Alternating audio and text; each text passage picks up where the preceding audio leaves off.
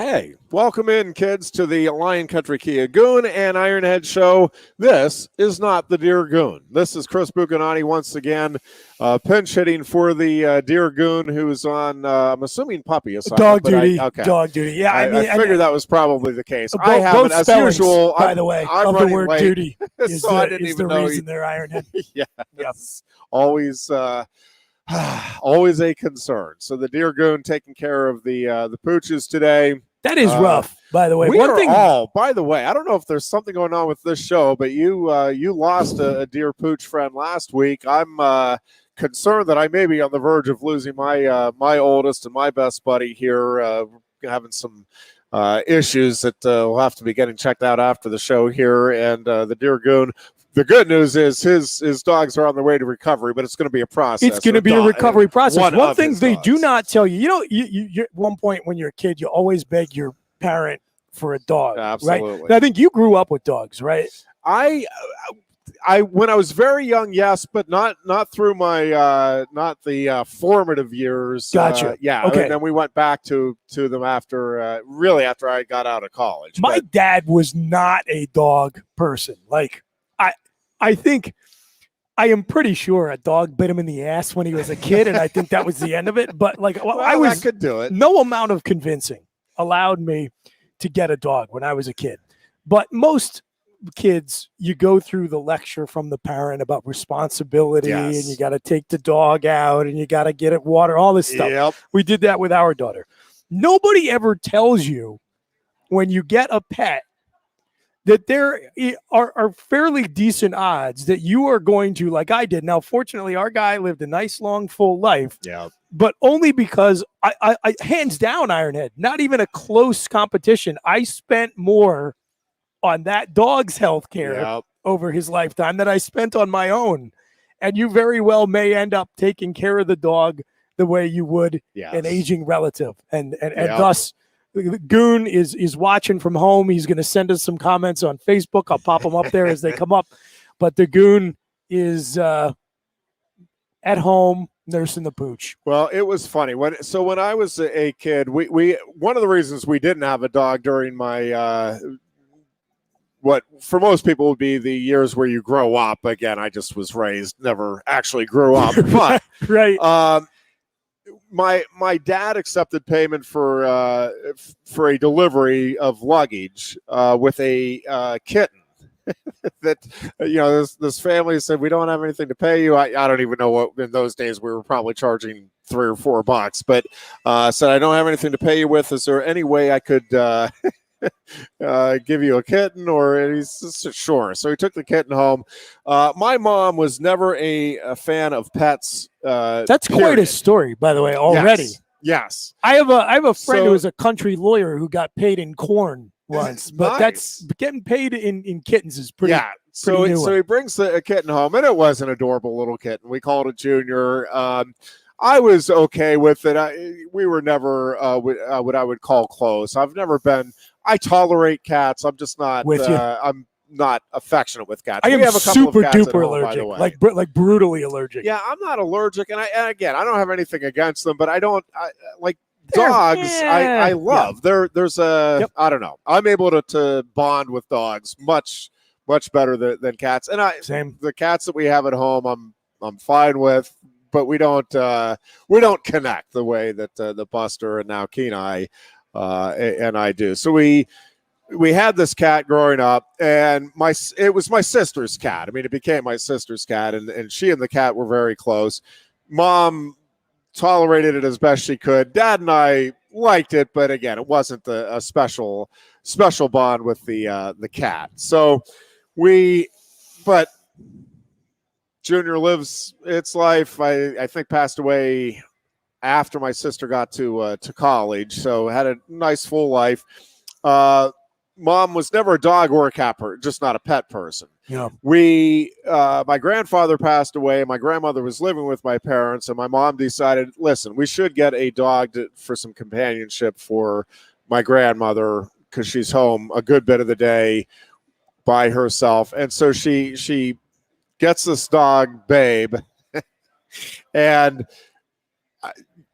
It was my mom's dog. She said it was for my grandmother, but and it completely turned her around, and we all very fond of Babe, and she was good with my grandmother, but I mean, it was my mom's dog. My mom and her bonded, and ever since then, all of us, I think, in my family, my parents and I have had dogs, and and now we have Buster primarily is living with my parents now, pretty much exclusively now, mostly because he likes just going in and out of the door when he wants, and they're out on the mountainside. He doesn't have to put up with the cats at our place, nor the puppies. So for a while, he was coming over periodically, but these days we pretty much just go over to visit him at my parents'. But it was so funny because I do wonder if my mom had that experience, and I don't know what would have prompted it earlier if we might not have had,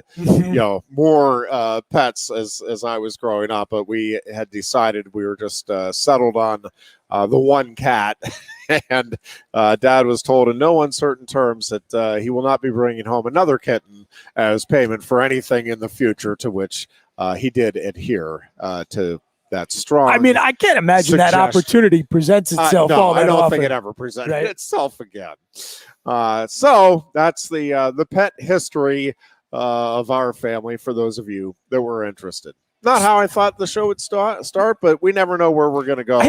Any given week. I've got a great idea on how I can hard pivot into some sports content. Yeah, Ironhead. So we are sitting here. We're at Quaker Steak and Lube here in State College, and one of the best things about this place, other than the wings, obviously, are the copious number of highly visible, big flat panel TVs they've got that you can watch sports on.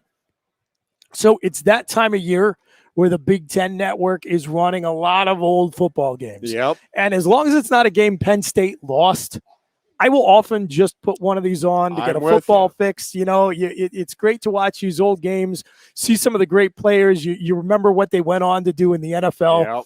And right now there's a Michigan Notre Dame game on that's got to be late 80s, early 90s, just because I saw Lou Holtz on the sidelines. And one of the things that I laugh about every single time I watch one of these old late 80s, early 90s games are how absolutely gigantic the shoulder pads look compared to what you see the guys wear now. Like, they've gotten so much better with the sportswear technology. Smaller pads, so much better protection. These guys look like they're it's like medieval suits of armor practically compared to what they wear now. And you do, I mean, it is remarkable when you think about the speed that some of those guys had with those pads, and absolutely, this was at a time when a lot of the skill players, most of the skill players now aren't wearing the knee pads or the thigh pads, and if they are, they're very, very thin. This was in a day when, I mean, it was even those pads were big and thick and cumbersome, and they're like the hip pads that would come out and be flapping as they ran way up, cover the entire tip. Yeah, they've definitely come a long way with the overall technology and equipment in football, and most importantly with the helmets, and that continues to be a point of focus and ongoing design changes, and trying to figure out the best way to try to best protect the head from injury. And I'll tell you what, Head, I really think some of the advancements in helmet technology from about 2008-ish to around 2015, I think that may have saved the sport.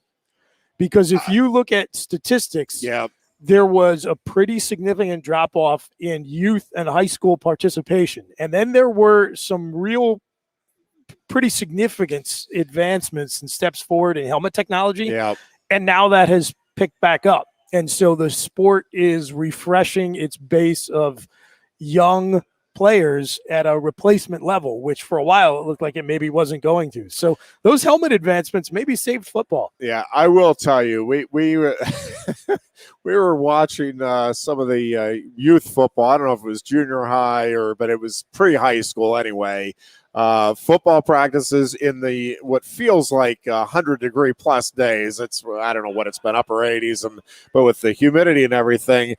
And I kept thinking back to Goon's, you just dreaded training camp. I think no matter what level, and listen, I never went beyond high school. I tried walking on it at Penn State and went through probably, I think, 3 weeks of practice, which was one of the coolest things still that I've actually got. I didn't realize that you practiced for 3 weeks. Yeah, That's I pretty tried. cool. Yeah, I got cut right before the blue-white game, which, but only one. They kept. I think there were only. I don't even know how many there were at the start. I think there were only 6 of us that made it to that final week. Yeah. Before, and then they only kept the one kid, and he was good. He never.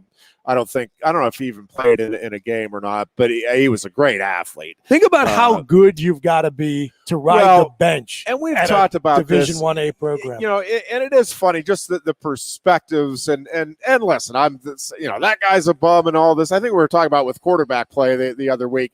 Like, you are not a backup in the NFL without being elite. Right. But again, we're judging everything on compared to the other elite quarterbacks. Sure. And so, you really do start to appreciate just how unbelievably special the guys that are able to excel in the NFL, and really, for that matter, at major college football. You are something special. I know Mark Brennan has talked often about the. Again, that perspective when you're, especially when you're young, you're like, oh, this guy, and then you get up close, and that was the thing. I'm practicing with those guys for 3 weeks, and I'm looking around, and again, I was the epitome of average athlete, not awful, but not anywhere near Division I recruitment material, but loved the sport and had a passion for it and all of that. But you start looking around, and it's like, wait a second, how is that guy making that zigzag that quickly? Yeah. And listen, we had some good athletes at State College, some kids that went on and played. I mean, Jeff Anderson played for a while with us, obviously, when his dad took the job at Rutgers, moved out of the school district. But I mean, we had some elite athletes, but you get to Penn State, and I mean, I'm watching David Daniels go through practice, and I'm like, man, it's like a different, and until you're like up close and seeing it on a regular basis, it's like, man. And Mark Brennan talks all the time about, when you talk about guys being lousy in basketball, like just to get a look from a school like Penn State, a bottom tier D1 program, you have to be special, man. Like, because there are not a lot of guys that even get that look. And have the type of ability that warrants that look. So I got to mention this real quickly. Yep. Real quickly, since you brought up Penn State basketball. We're going to talk about it for less than 15 seconds, I promise. We got our season ticket renewal information finally today. They added this new thing and kind of made a big deal about it in the email that there is now an auto renewal feature on your Penn State men's basketball season tickets. Can you imagine the stones of the person who came up with that idea, wrote that email, and then hit send? Great news, everybody. Now you will never miss your chance to renew your Penn State men's basketball season tickets. That's right. You'll keep doing this until you die. Yeah. So anyway, I'll probably do it. So I got to ask you, though, I am pumped about my so far, and I get it. They haven't played a game yet. I mean, there's a lot to be proven, but man, I'm waiting for the first wrong move that I feel, or even questionable move that this guy makes from the staff that he's put together. And I don't even mean just the coaching staff, although it is a remarkable staff. And again, I think if you're trying to check the boxes of what you want, big names, Penn State relationships, recruiting. I mean, he's checking all of the boxes, but I think even the office hires, like, I mean, everything he's doing to this point seems to have a very clear purpose behind it and an idea. And I was talking with meeting with a couple of friends today. They were wanting to get inside wrestling information. I'm like, I don't really have any, but I'll talk wrestling with you. But we were talking about, the approach Cale takes, and I'm like, listen, Shrewsbury, and again, I get Cale has 8 national titles to his credit. Shrewsbury hasn't coached a game here at Penn State yet, but I'm just telling you, the approach it feels very similar in that he is very focused on the big picture while understanding that it is the day-to-day grind that is going to get you there. And that's an easy thing to say, and it's an easy thing to talk about, that, yes, man, we've got to stay focused each day on just getting the day's tasks done. But also, as a coach, again, you've got to have that vision of, all right, this is what we're looking at. This is what we want to build upon. And it's that constant, being consistent with what your approach is day to day, but putting everything together with the idea of, okay, yes, we want to be as successful as we can early, but more importantly is sustain long-term success. And again, I'm waiting for the first thing where I'm like, oh, I'm not sure if that was really the best thing, because to this point, and listen, I was a guy, as you well know, I mean, I'm still a big believer in Pat Chambers, and I don't like the way that was handled. But that being said, sure, nothing to do with this guy, right? Yeah, there is, in my mind, nothing to this point that you can find fault in with Shrewsbury. And I do think, I think fans of the program ought to be rightfully optimistic about what the future holds right now, because again, he's been able to retain.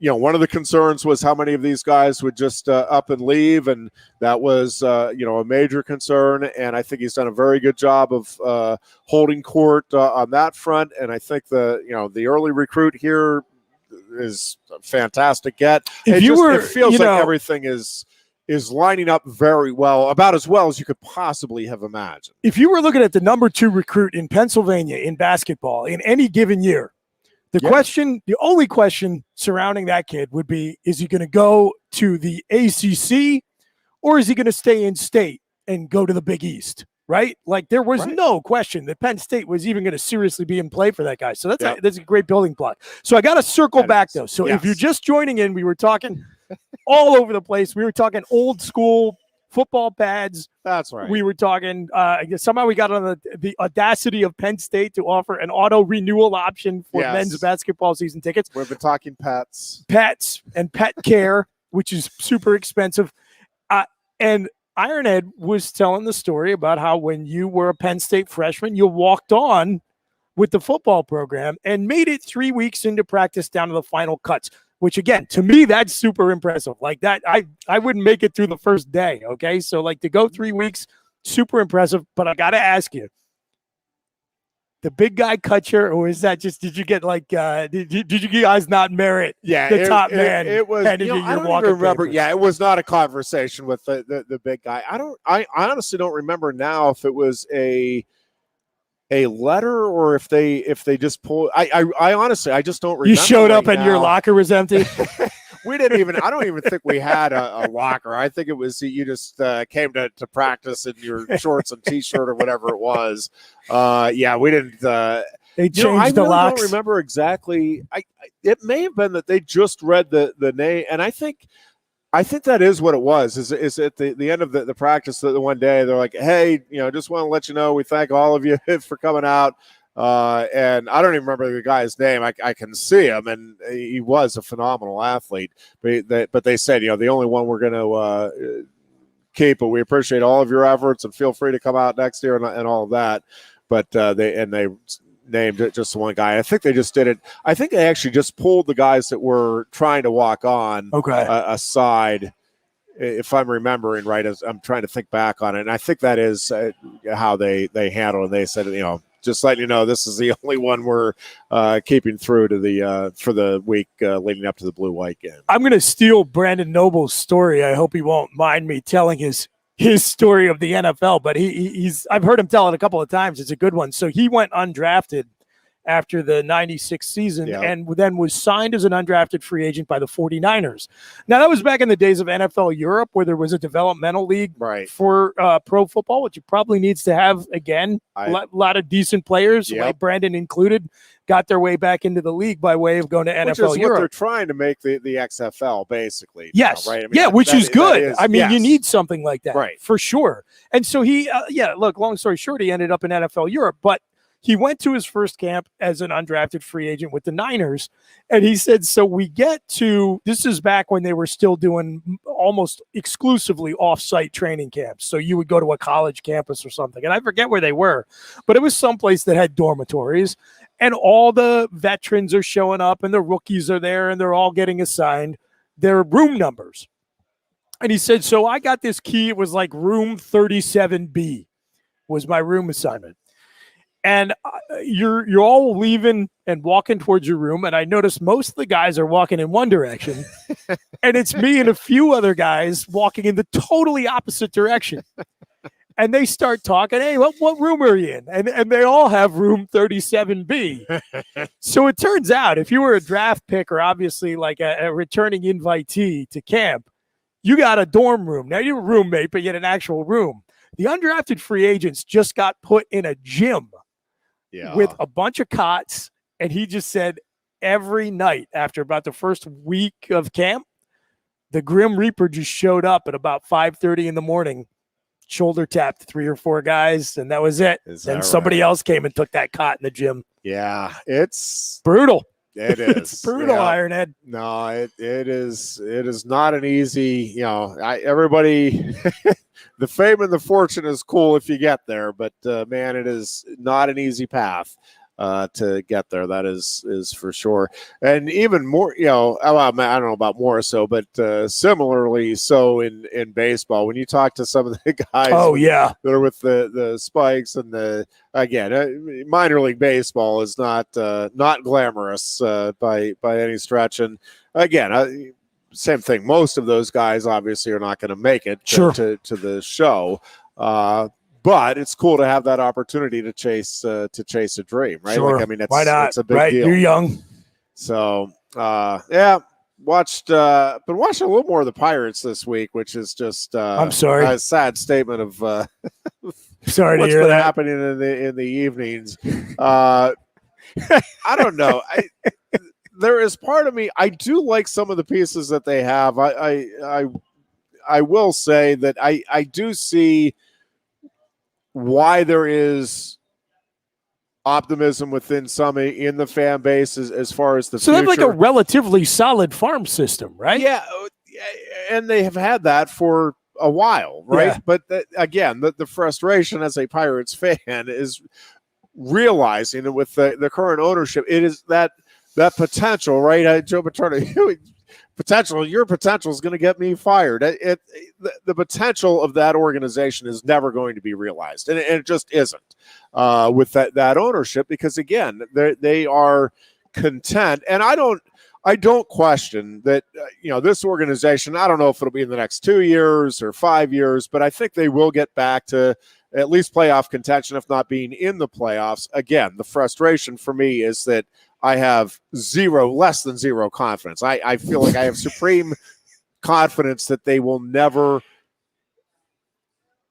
push the buttons to get them over the top to try to actually capture a championship, because I don't think they feel like that's I don't think they think the return on investment is worth it there. And I think that's just a sad way to look at it. But I do think that's the way that ownership group right now looks at it, is it's trying to capitalize on the monetary value, and they feel like getting a playoff contending team, and obviously if you can get into the playoffs, all the better, but you do that a couple of years, you build that excitement, get the gate revenue up, get the merchandise sales up, and then start the process all over again. Well, you can laugh at guys like Dan Snyder and Jerry Jones, but like you really do want an eccentric billionaire to own your team. Right? Like you just want to have more of getting one that a Bob Kraft, Bob Kraft type eccentric billionaire who, spins the wheel, or a Terry Pagula, or hell,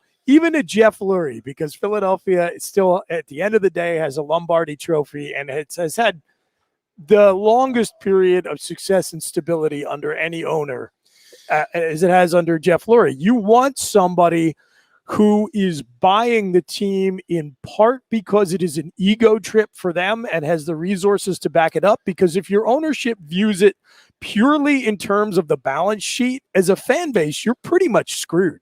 Yeah, I was listening. It was interesting. I was listening, and I don't follow the Eagles closely. Obviously, not the way you and Goon do. I'm an NFL fan, and I'm a Miles Sanders fan, so I'm following that. But it was interesting. I was down in Philly yesterday on other business, and just as I am wont to do, I had the sports radio locked in. When you're down there, you got to soak it in, man. And take in the local spent culture. A lot of time. I mean, I want to say like it felt like a good half hour. It was at least a good 15, 20 minutes talking about Miles Sanders. And the host was saying that he does not think Sanders is what the fan base has hyped him up to be, and that, he worries about his ability to be consistently good, and catching the ball was the big issue. And I know he had some games. I guess I didn't realize he had a lot of drops. I mean, I know there were a couple of games there where he had some drops. I mean, he had a rough year with drops last year. And I honestly, I didn't realize that was as well. Big so of an issue here's as the deal with what happened with Miles Sanders. So he was just not used much as a receiver in Ricky Ronnie's offense in 2018. So there was some question coming out when he was drafted. How is this guy going to work as a receiving back? And then he had a really nice year as a rookie, catching passes out of the backfield. And last year, he did have a bad season. Yeah. Metrics wise, he was one of the top guys in the NFL in terms of dropping catchable passes, running backs I'm talking about. And so that's why they're fixating on that. And because in camp too, I guess it's been kind of a problem. Yeah, and I'm really curious to see what happens this season with him, because I thought he had good hands here. And it's one of those things where I think there's two parts to it. One is, as we talk about all the time, and confidence is everything in sports. Yep. And once you start doubting yourself, that's when the problems compound. And I don't care how talented you are, and we've seen it time and time again. It's just such a big part. And we've seen guys who are not as athletically gifted, but man, you build yourself up and you get yourself believing, and you go out and do things that you're probably not really supposed to be able to do, but you believe, you have that belief, you have that trust in yourself, that confidence, and the results speak for themselves. So I do wonder how much of it is just a confidence issue now for Sanders, and that it's in his head. But the other part of it is then, how much of it, can he have a great season in that regard, or is that just now an issue? Because we've had, there are countless examples of guys who don't fumble, and they have that one season where they fumble 5 or 6 times, and then they revert, and it's almost inexplicable. You just have a year where, and same thing with, we've had receivers at Penn State who have had, you have a season where it just, for whatever reason, it doesn't come together, and then you come back the next year and it's like, no, you're catching everything again. This is fantastic. So I'm curious, but they also made a good point. I thought a good point about, you've got to keep him in the flow of the game, and I think it was John Ritchie talking about this part of it is that it is hard if you're throwing just periodically to a back and not running him as much as these guys seem to think that he should be running the ball, and that you lose a little bit of that flow, and then you're maybe trying to do too much with those opportunities and thinking about, hey, I've got to get yards because this is going to be, and I don't know. Again, didn't follow it closely enough, but it was interesting that they were spending as much time talking about him and debating, one, what his role should be, two, what his, ceiling, if you want to call it that, is in the NFL, and in particular with the Eagles offense. it was just an interesting discussion. And I do think this is going to be an important season for Sanders for sure. 100%. In terms of kind of how his he's financial able to, future. Yes, how he's able to kind of build his career and resume here for the next step in his the attention career. on Miles in Philadelphia is what it is for two reasons. First of all, you can recognize the potential the guy has to be absolutely electric, game-changing impact player. You just look at the number of long runs he broke off last year, including long scoring runs. And those are James Franklin talks about chunk plays that can change a game all the time. Miles has showed off in 2 years the ability to make those at the pro level. And so when you got a guy like that, you really want to be able to get as much out of him as you can. But then, of course, the counterbalancing thing is how do you handle second contracts for running backs in the modern NFL? And so that's you're constantly looking about how do you value when it comes time to sign this guy to his second deal. The other interesting thing that was brought up in the discussion, and you're talking about the long runs, made me think of it. And this is just one of the things that has always driven me crazy about sports fans and a lot of sports media is they talk about, if I bet I know where you're going, but go ahead. If you take away that 80-yard run that Sanders had for a touchdown, then he only had 16 carries for 62 yards. And it's like, well, right. But that run was what changed the game. And I don't have a specific example in mind, but like that is what the home run hitter can do for you, right? Barry Sanders, would lose yards on a ton of plays. Sure. Because he was trying to work outside. And so it would be like, yep, Barry Sanders today, 10 carries for 16 yards. Whoops. And an 80-yard run. Now 11 carries for 96 yards. If you take away that one trick play, the Eagles lost Super Bowl 52. And I just don't know that we do that with many other athletes. And maybe we do it. I'm just not thinking of it. But like in baseball, you don't say, well, if you take away that grand slam the guy had, he was 0 for 3 tonight. Well, right. But he had the grand slam and he won the game for you. You won 5-3. He got 4 of those runs with one swing of the bat. Yeah, but he struck out twice and, a bloop infield hit on the other. You don't. That's the whole point of a home run hitter is getting that's what you take is yes, that's I love the guys that grind out 4 or 5 yards at a time too. But man, if you have a guy at the end of the day, if he gets 120 yards, I don't care if 99 of it is on one play and it gets you 6 points. That's 6 points that you wouldn't have had. And it's that threat that keeps defenses honest, right? And makes you an important component of that offense every time you touch the ball if you have that capability. It just we used to do, they would do it all the time and no matter who the running back was. And like a guy like Blair Thomas, who did pound out the yards, but would always have a couple of big runs in a game. And it would always, like, inevitably somebody would bring up if you take away that 60-yard run and the 72-yard run, then he only had, 18 carries for 65 yards. It's like, right, but he rushed for 200 yards and 2 touchdowns. Like, those 2 runs were the difference in the game. It drives me crazy when people and they were saying that. It's like, well, yeah, but he had a lot of those big runs that inflated what his overall statistics look like. And it's like, no, that doesn't inflate them. That's what those are his statistics are showing you. That is what he brings to the table, is that ability to get those big runs. Like, that's why you want him in there. It just can't take that away. And if Steph Curry wasn't draining all those 3-pointers, well, right, but he drains all those 3-pointers. You do have to understand that in addition to having hours and hours of time to fill, like most people who are on Philadelphia Sports Talk Radio are kind of miserable contrarians by nature. But the other thing is, I'm totally with you on that argument. I also think it's unfair to judge Miles Sanders on his down-to-down, kind of more like pedestrian 4 or 5 yard type run potential on last season. Philadelphia's offense on and off the field was a total mess Carson Wentz was a mess. Go through the His injuries. relationship with Doug Peterson was a mess.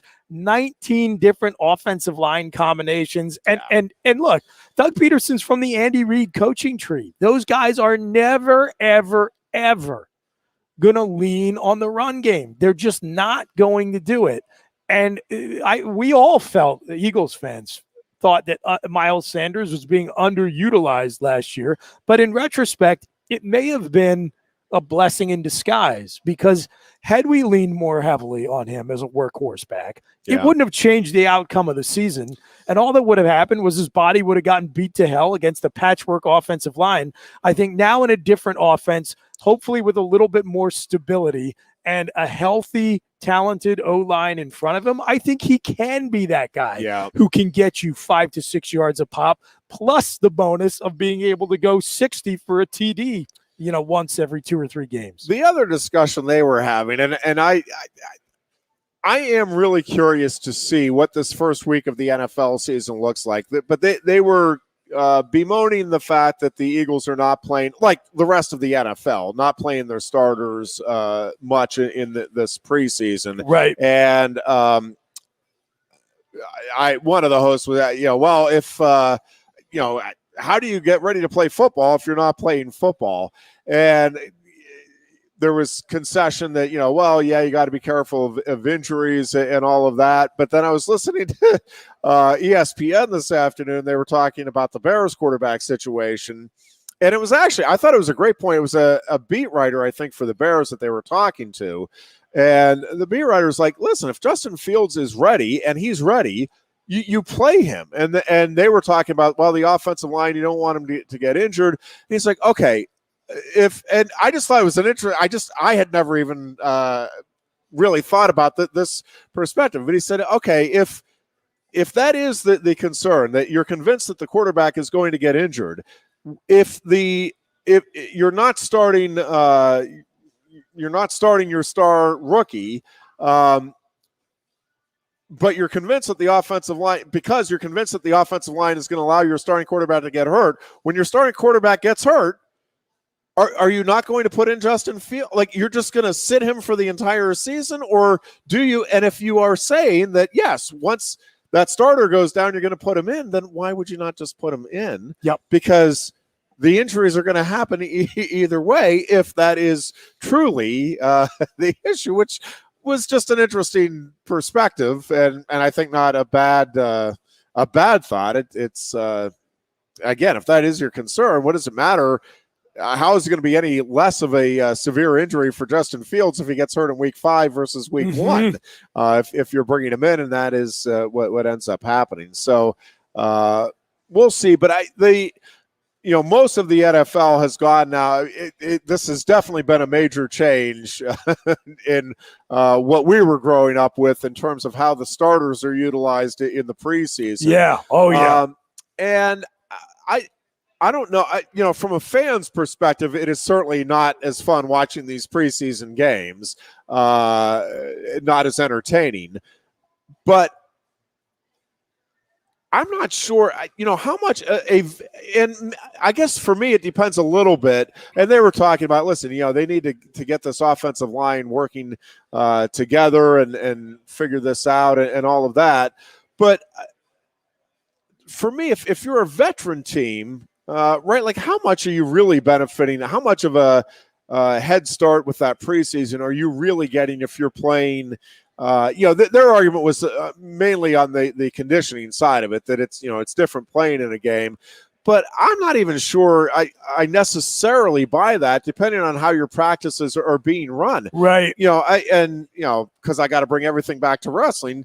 I'm just telling you that what those guys go through in the room here at Penn State makes the dual meets and the tournaments relatively easy. That's what you're shooting they're for. They're not going through. For sure. And so, again, depending on what you're doing with these practices, but the other part of it is you now have a 17-game schedule, and even at 16, a big part of this to me is figuring out how to get as many of your guys from the start to the finish line in relatively good shape. Yeah. And I think if you're asking me, because the more I was listening to it, the more I was thinking that the Eagles and all of these NFL teams are doing the right thing because, again, would I rather have and I get every game's important. And listen, if you go, 9-7 and you miss the playoffs by a game and you lost that first one because you were rusty, I mean, I get it.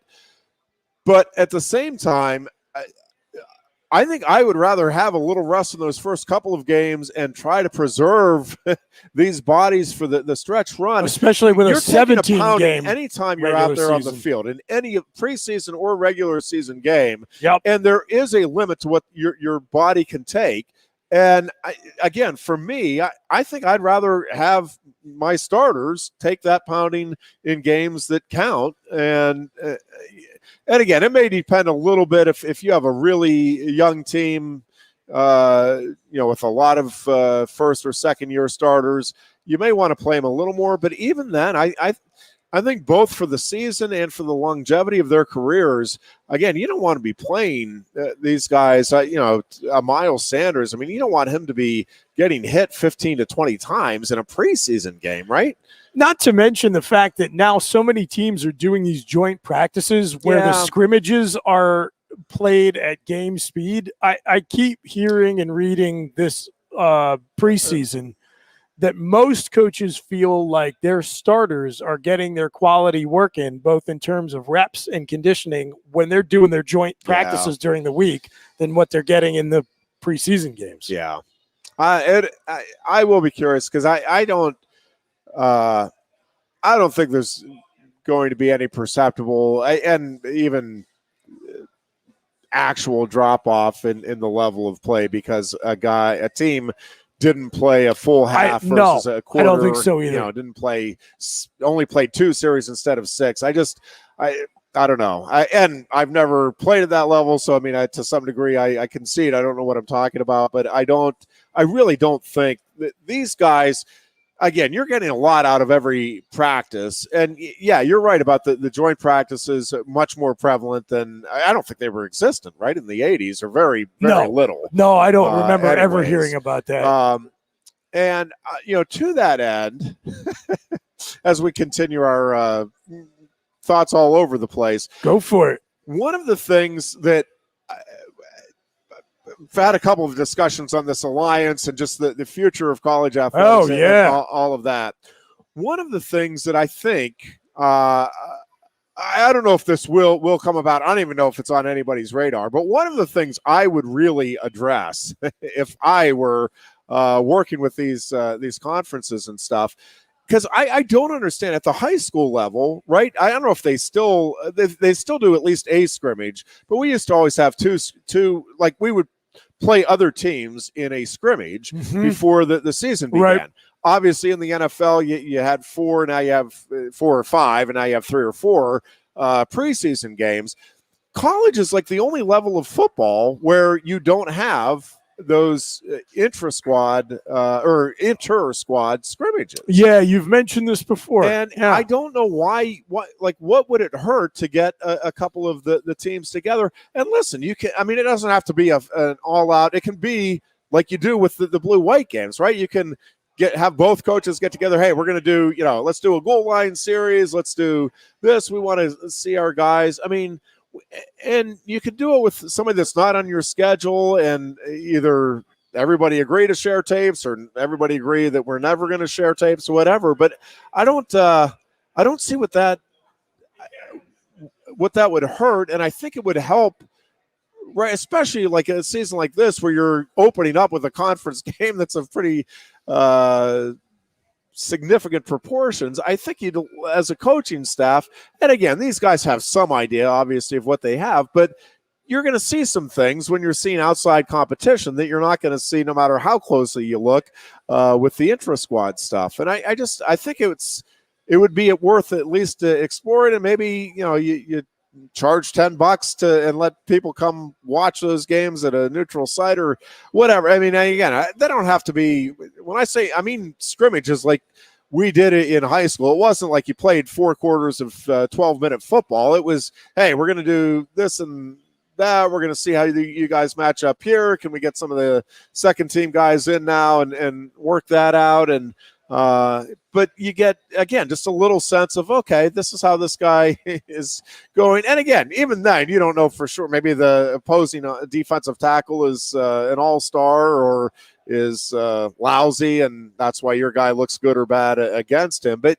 you at least get that a little better idea of, okay, this is where we're at. These are some things that we want to work on. And, I think from a development standpoint, which supposedly is what this whole thing is about, trying to develop these guys on and off the field. I just don't see why that. I've never really understood why that hasn't been done all along at the college level. We do it at high school and the professional level. It just has never made a lot of sense. And I don't, I guess there would be some cost involved, but it would be pretty limited. And again, at a school like Penn State, you could charge $10 a pop and get 30, 40,000 anyway to come in and watch a couple of hours of an inter-squad scrimmage. I think it'd be worth it. And then some. I'm buying all of that. I don't know. For sure. I can tell you Random now. Thoughts on a Thursday. Right now, the first opposition to it, because coaches are lunatics. We know this. They would concoct some sort of an idea that there were going to be spies inside the other organization and that, we could see this team in a bowl game. And they would imagine every scenario possible to allow the continued total control. I still can't believe. I wouldn't say any team should be forced to do it, but I would give them the opportunity. And I don't know why. Encourage it, right? Yeah, I don't know why you wouldn't take the opportunity at the end of the day. I really don't.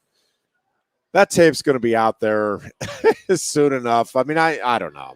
Well, and look, man, it's not like, this is why I just thought it was a little silly that we didn't televise the practices, blue-white practices this year on BTN.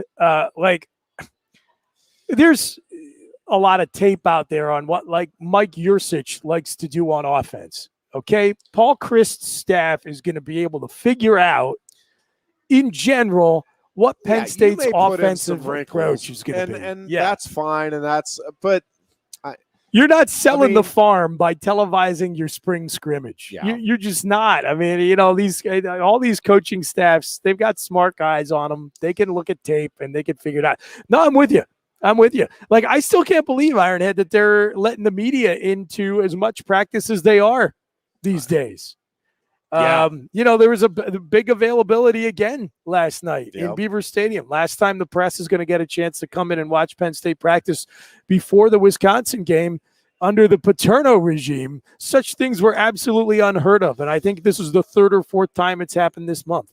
Still one of my all-time favorite Paterno stories was Paterno did invite the press in for I think this was a preseason practice. So I think it was leading up to the game. And he's like, listen, you can, through the sports information office, you can have the cameras rolling for the first 15 minutes of practice. Right. But then it has to shut down. You guys can stick around and watch, but, we don't want, in-depth pieces. I forget exactly how it was worded, but, be respectful of so media gathers around, we're film and word comes down. All right, we're done with everybody put the cameras down and all of that, but you're welcome to I don't remember now if it was we were allowed to stay on the field and just watch the rest of that practice. So we're sitting around and watching it. About 5 minutes goes by and just at the other end of the field, and he starts, screaming, you get out of here. We told you no cameras. And he is running full throttle at the end zone. And there's a kid that it has a look of terror in his eyes. has the camera rolling. And Tom Bradley finally is chasing Joe. He's like, Joe. Paterno's like, you get out of here. We told you no cameras. Bradley finally catches him about 10 yards before he gets to the guy. He's like, Joe, that's one of our guys. He's with us. He's filming the practice for the coaches. Joe's like, is that? Oh, you're with us? And the kid's like, yeah. Yeah, I'm just here. Amazing. I'm on your payroll. He's like, and Paterno started laughing himself. He said, "Oh, I'm sorry about that." He goes, "I saw the camera," and but he was ready to rip into this guy. No, we're from. He was like, and I'll fix that. We're never letting the press in here ever again. I'll never make the same mistake twice. To his credit, he laughed at himself over it, and everybody actually got a pretty good chuckle. Awesome. Take a break here. We will be back to wrap things up with our Thursday edition of the Lion Country Kia Goon and Ironhead show right after this. Lion Country Kia is offering exceptional deals on your new Kia during Kia's Command the Season event. We have a nice selection on the 2021 Kia Sportage with various options and prices as low as $26,800, saving you $3,000. Or if you demand big power and towing capacity, slip into one of the 2021 Kia Sorrentos available on our lot, starting at $32,680. Discover why Kia drivers throughout the area come to Lion Country Kia or visit online at lioncountrykia.com. Quaker Steak and Lube is throwing open the garage doors and setting up the umbrellas. It's patio season. Come enjoy great food, drinks, and fun in the sun. There's always something happening at Quaker Steak and Lube, but we're really amping up our event calendars for our favorite time of year. Visit thelube.com to find out what's happening at your local Lube this season. Lunch, happy hour, dinner, or late night, indoors or outside, at Quaker Steak and Lube, you'll always find big flavors, friendly faces, and lots of fun. Hi, Johnny Broom here. If you're in the market for a new Hyundai or a pre-owned car, truck, van, or SUV, nobody beats a Blaze Alexander deal. But don't take my word for it. Hey, Goon says tell him Johnny sent you. Hey, tell him Johnny sent ya. Tell him Johnny sent you. Wait, tell him Juan or tell him Johnny sent you? Tell him Johnny sent you. Here at Bill Pickles Tap Room, we say, tell him Johnny sent you. And remember, I'm looking forward to the start of the high school football season coming up tomorrow night. Colleges getting underway, NFL just around the corner. And I do love, I think we've probably talked about this every year, but September is just my favorite time of the year. And I grew up as a baseball, football guy and wrestling. But September, where you have meaningful baseball, football getting underway, and when we were in the formative years, again, September was where you saw a lot of the marquee matchups that certainly for Penn State in the 80s, but also that's when you usually saw the Notre Dame, Michigan, and there were just a lot of marquee games. Obviously, end of the season also, but September was always fun because that's usually when you saw the interconference games of intrigue. And again, for Penn State this year, I think optimism is reigning supreme right now, and I do think there's good reason for it. I will say the one thing that I guess I would still be reserved in the overall optimism, even though I'm pretty bullish. This is still, and I know fans get tired of hearing it because it feels like we're saying it every year, this really is a young team across the board in a lot of the key spots. I mean, quarterback, obviously, you have an experienced starter, but behind that, I mean, it's in terms of playing time, zilch. And I think when you look at the overall, there is another youth movement, I guess. I mean, there's certainly some experienced players on this team. I mean, I don't want to make it sound like it's just a bunch of first and second year players, but I think the athleticism of these younger kids, and I think obviously the classes coming in next year, is part of what's fueling the optimism for this year. And listen, I think we are living in a what have you done for me lately society. But I also think, and we've talked about this too, these kids are more ready than, like, there was a reason that Joe Paterno didn't want to start freshmen, and it was because for the most part, they truly were not ready for everything, and not just on the football field, but everything that was thrown at them.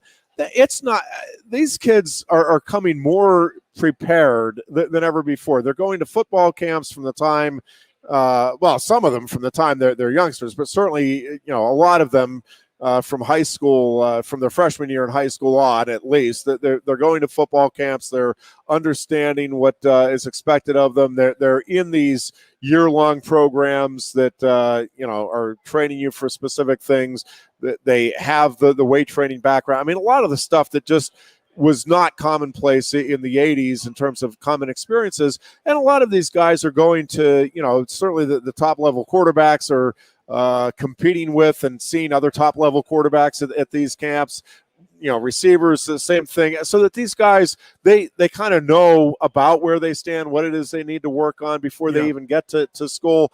And again, the understanding the sophistication of high school football has advanced to a point that, again, a lot of these guys, the line play is still the biggest. Offensive line is still the toughest, I think, by a pretty wide margin for a kid to go from a senior in high school to being, good enough to start and certainly good enough to really dominate or be very effective as a freshman in college. But we've had even that. There are linemen that have done that. But I really think just about across the board elsewhere, again, if you are athletic enough and you are paying enough attention to details, there's no reason that you can't have success pretty much right out of the gate now at the collegiate level. And it's why I think you see so many, not just at Penn State, but so many freshmen each year making an impact. Yeah. And we've seen it where freshmen are dethroning. For sure. Yeah, and they're dethroning guys that are, have 2 years of experience under their belt. It's like, well, yeah, but and Trevor Lawrence is the ultimate example at Clemson. We have plenty of examples of it where a guy just comes in and it's, listen, you're a little better than the guy that's been a starter for a couple of years and has good accolades. How about Trevor Lawrence and Justin Ross on the same team? Yeah. That was the two true freshmen who, when they played for one of the best teams in the country, were among the very best at their position in college football. Yeah, if that doesn't speak to the point you just made, and again, those aren't isolated incidents. You had Tua come in and win a national title as a true freshman. All right. Well, we covered, I think, every topic we possibly could have under Real the quick, sun. Before we go, Goon says he's got, I'm going to pop it back up here on the screen. Illinois beats Nebraska this Saturday. Up or down? You with him on that? I think I am with him on that. I don't really want to be with him on that because I really do like Scott Frost, and I still think. Yeah, I don't know, man. That Illinois team's a little rough. But I think Nebraska is feeling the pressure now, and I don't know how much of a distraction this investigation and all the stuff going on. That's a fair point. Is I don't know. Maybe they're maybe it's not affecting them and they're dialed in, but I feel like that program is at least ripe for some fractures if they haven't occurred that they could occur. And again, I'm not. I don't know any of that, but boy, the situation there and the way it's unfolding feels very uncomfortable from the outside looking in for those that are within the program. And I don't know. I do think that's going to be a very competitive game. Either way, I'll be surprised if it's a blowout. I'll give you that. I will give you that. But I got the Huskers. I am not a Brett Bielema guy, not a believer in this Illinois team. I think QB play the difference for Nebraska. I think they're going to get way more out of the quarterback position than they did last season. They almost have to, right? I guess that's not a very bold prediction. They almost have to. There's also, nowhere to go quickly, but up. Welcome back to all the Penn State wrestlers who are in town. They have the Nittany Lion Wrestling Club golf tournament tomorrow. We have a little get-together for the Olympic contingent from the Nittany Lion Wrestling Club tonight. So should be a good time, and we'll report any tidbits we dig up tonight and tomorrow on next Tuesday's show. And we will talk to you next Tuesday on yet another edition of the Lion Country Kia Goon and Ironhead show. Until then, be good and be